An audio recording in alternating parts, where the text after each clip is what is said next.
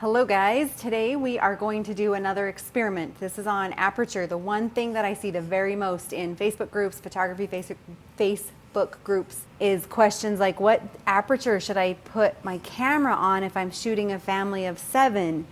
And we hear a lot of, oh, I don't go lower than f/22, or I don't go lower than f whatever. So I wanted to talk about the 4 things that impact depth of field. It's not just aperture. And I answer these questions and I try to pass out information, and it's really overwhelming for a lot of people to understand there are actually 4 things that impact your depth of field. So I've set up 4 experiments. The first, let me really fast, we're going to hash over it. Number 1 is your aperture, and we've got a little setup here to show you the different impacts of aperture. The second one is the distance between your camera and your subject, and I have another little setup to experiment with that one. And then your next one is your focal length, and we have a setup for that. And then your last one that people don't usually know about is your sensor size. So we have a crop sensor camera, we've got a full frame camera, and we're going to have a little experimentation with that as well. So we're going to start right now with aperture. The most common way to change depth of field is aperture. So right now I've got my camera here. We're going to keep it on a tripod. I've got my cute little Christmas in the studio. It's been Christmas in the studio since Halloween. We're going to just change aperture. I'm not going to change my focal length. I'm not going to change the distance between the camera and the subject. And obviously I'm not changing my sensor size. So we've got it set right now at f2.8. That's the most wide open that my aperture can go with this specific lens. And we're just going to take the shot. So we are at shutter speed of 1/320th, aperture of f2.8, and ISO of 100, because we've got some awesome powerful lights in here. If we look at the image and zoom in, we can't see the ornaments behind the deer. I mean, we can see them. They're very blurred. Our depth of field is very shallow. We can't see that very well. But our deer is nice and sparkly and in focus. So I'm going to take us up to the next stop. Not the next stop. We're going to go up to f10. Now remember, when you go up in your aperture, you're decreasing the size of your aperture ring, letting in less light. So you have to compensate for that lack of light in another way. So I'm going to close down my shutter by increasing the number 11 stops. So we're going to count it 1, 2, 3, 4, 5, 6, 7, 8, 9, 10, 11, and that takes us to f10. But to compensate, you can see now, if I shot this at f10 without compensating somewhere else to let in more light, this is my lighting scenario. So we're going to compensate by increasing our ISO by 11 stops. 1, 2, 3, 4, 5, 6, 7, 8, 9, 10, 11. And there's our same exact exposure as our last shot. We're going to take the picture, pull it up on the frame. And now if we zoom in, we can see the ornaments. They're still a little bit blurry, but not too bad. We can almost make out the words on the little sign back behind. The deer looks great. The big ball thing looks great. But let's go back to the other picture to see them side by side. I think our biggest difference is the 2 little ornaments there on the side. Okay, so now I'm going to tighten down my aperture again to f22. That's the tightest that this lens will go. And we're going to see how many stops that is. 1, 2, 3, 4, 5, 6, 7. And then to compensate, or else we're going to have an underexposed picture, I'm going to increase my aperture, and I've already written down what that is, the same amount of stops. And we're going to take the picture,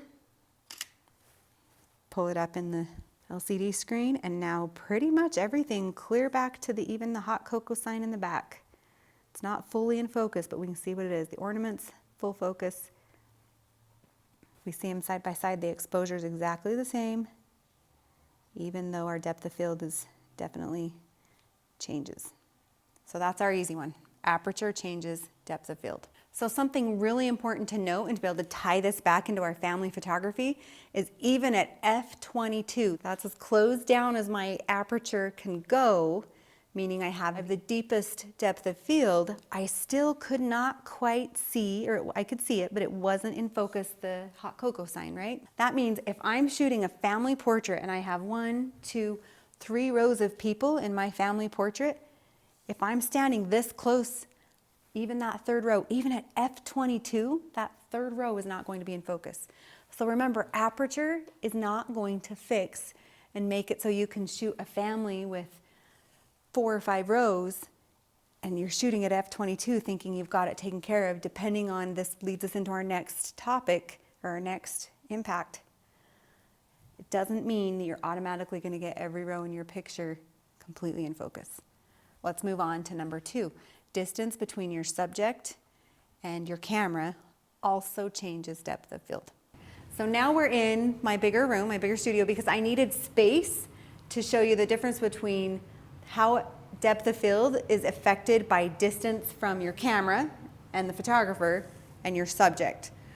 So I'm standing fairly far away. The things that I'm going to keep constant in this are my focal length. So I'm just staying at 35 millimeters.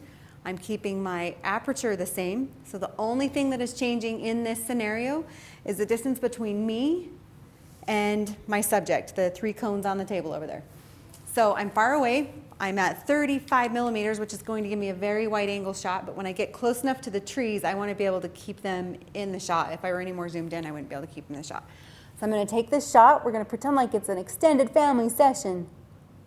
I'm at f2.8. So we're at f2.8. I'm going to take that off the screen so we can see it. If we zoom in, we're going to zoom past the trees. I can read that the pillow, the letters on the pillow in the back behind the trees, Merry Christmas, it says. At f2.8, I'm getting the entire scene in focus. I can zoom in on those pillows, my cones are in focus, everything is in focus, f2.8, almost infinite focus. I'm going to take 3 steps closer to my subject and see how that changes. So 1, 2, 3. Same focal length, same aperture, 2.8, focal length 35.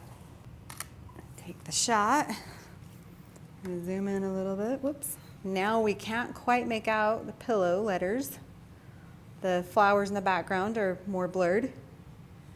These pillows we can still pretty good, but they're a little more forward. 3 steps forward, we're starting to blur our background, even though I did not change my aperture.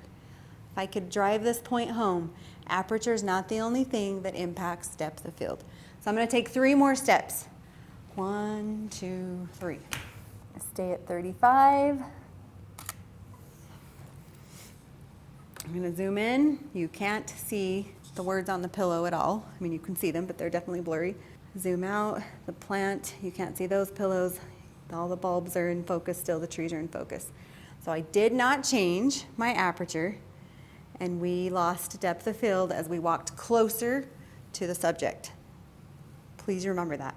So if you're shooting a family session, you're starting to lose a little bit of light, you need to go from a 4.0 to a 3.5 on your aperture, which is just 1 stop, but it can impact it.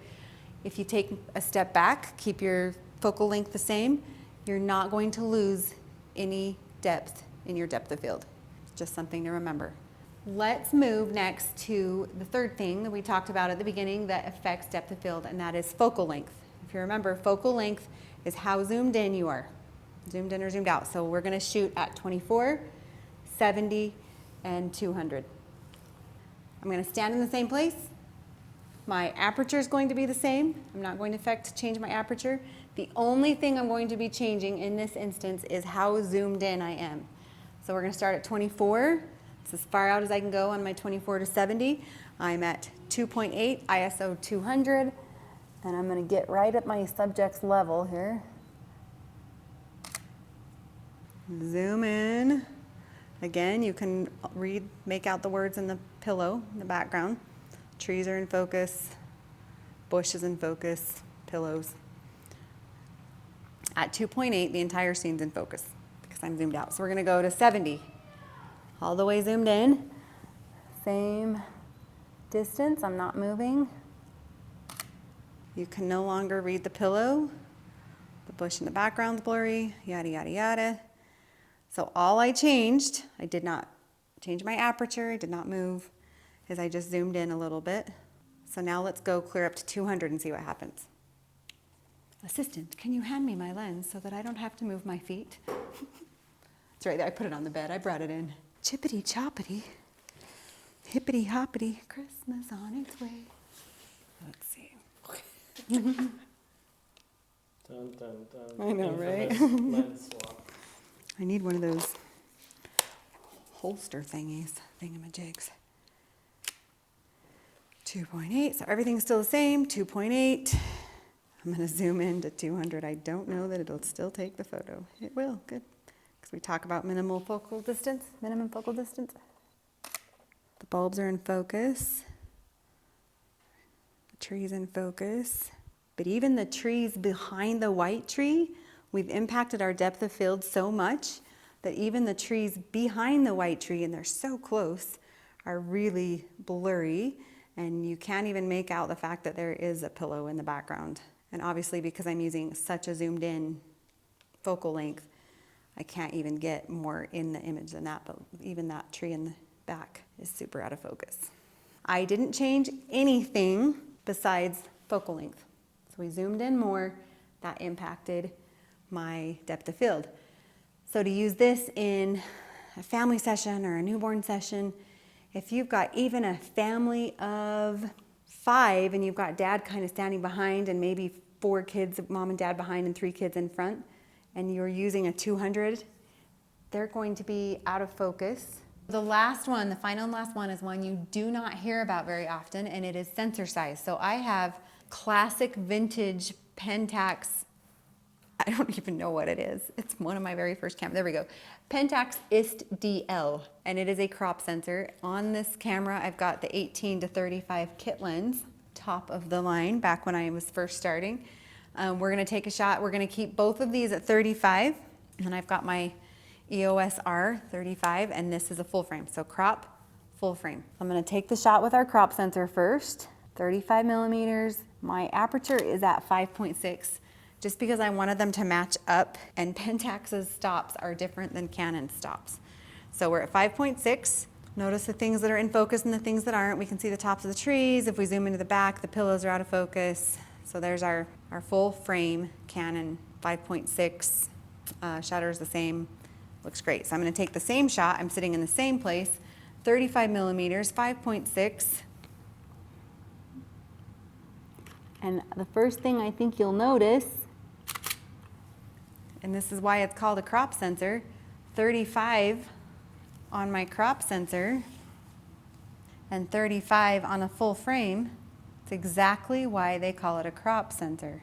It's a crop from a 35 millimeter frame size. So if we zoom in here, this is hilarious how long I've zoomed in here. It's not a touch screen. We're gonna look at the pillow in the background and the pillow in the background. So you would say, oh, Amber's lying. They're pretty much both the same out of focus.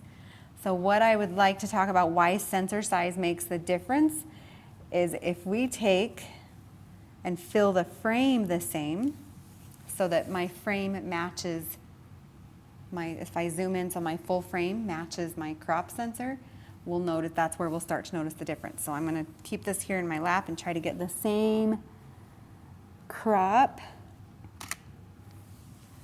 So they're pretty much the same now if we zoom in. So the two trees side by side. We go back and forth. We've lost some depth of field here on our full frame. To get the same crop, you have to zoom in, and that's one of our rules of depth of field is when your focal length is higher, then your depth of field is lower. So we already had to zoom in, which impacts our depth of field. So they say sensor size is an indirect impact on depth of field, because to get the same crop, you either have to move closer to your subject, which decreases your depth of field, or you have to zoom in on your subject, which decreases your depth of field. So sensor size is an indirect factor that affects your depth of field. So remember, there are 4 things that impact depth of field, not just aperture. There's aperture, distance from your subject to your camera, focal length, as well as sensor size that all impact your depth of field. So next time you're getting ready to photograph a family session, don't just think if I have 3 rows of people, then I need an f-stop of f22. There's multiple ways to get a large depth of field without increasing your aperture. So remember, if you enjoyed all this amazing information that I gave you, subscribe to our channel, click on the bell so that you receive notifications when we update new videos, and we will talk to you later.